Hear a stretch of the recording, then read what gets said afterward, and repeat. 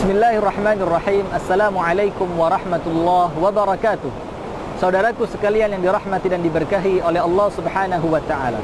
Ada 3 wasiat yang kami namakan dengan 3 wasiat emas. Yang pertama, untuk siapa di antara kita yang menginginkan dihapuskan dosanya oleh Allah Subhanahu wa taala.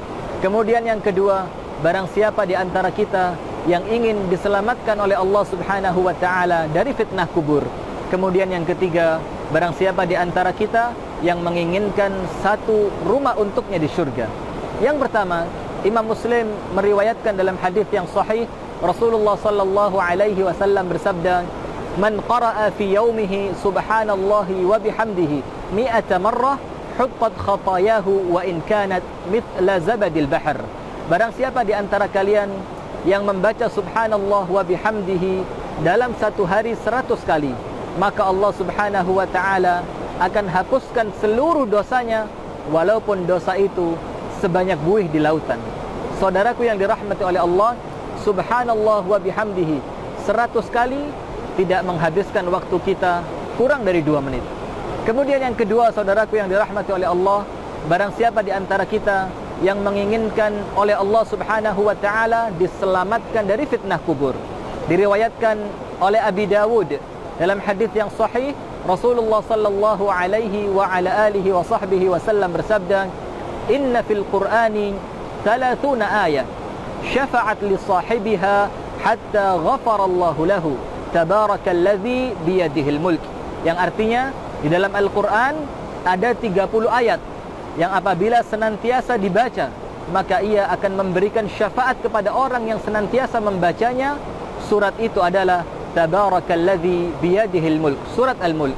Kemudian Abdullah ibnu Abbas radhiyallahu ta'ala anhu wa ardahu mengatakan, barang siapa membaca surat Al-Mulk ini 1 kali dalam 1 hari, maka ia akan diselamatkan oleh Allah Subhanahu wa ta'ala dari fitnah kubur. Bacaan surat Al-Mulk ini, apabila kita baca dengan bacaan yang biasa, maka hanya membutuhkan waktu 3 menit. Kemudian yang terakhir, saudaraku yang dirahmati oleh Allah, barang siapa di antara kita yang menginginkan satu rumah di syurga. Dalam hadis yang diriwayatkan oleh Imam Ahmad, dan hadis ini sahih, Rasulullah sallallahu alaihi wasallam bersabda, "Man qara'a qul huwallahu ahad fi yaumin 10 marrat, banallahu lahu baitan fil jannah."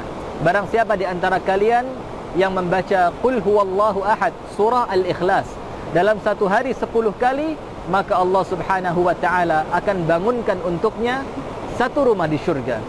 Sehingga saudaraku sekalian yang dirahmati dan diberkahi oleh Allah, 3 wasiat ini, pengampunan semua dosa, kemudian diselamatkan dari fitnah kubur, kemudian dibangunkan untuk kita satu rumah di syurga, hanya cukup dengan waktu 5 menit di setiap harinya. Subhanallah wa bihamdihi 100 kali. Kemudian surah Al-Mulk 30 ayat.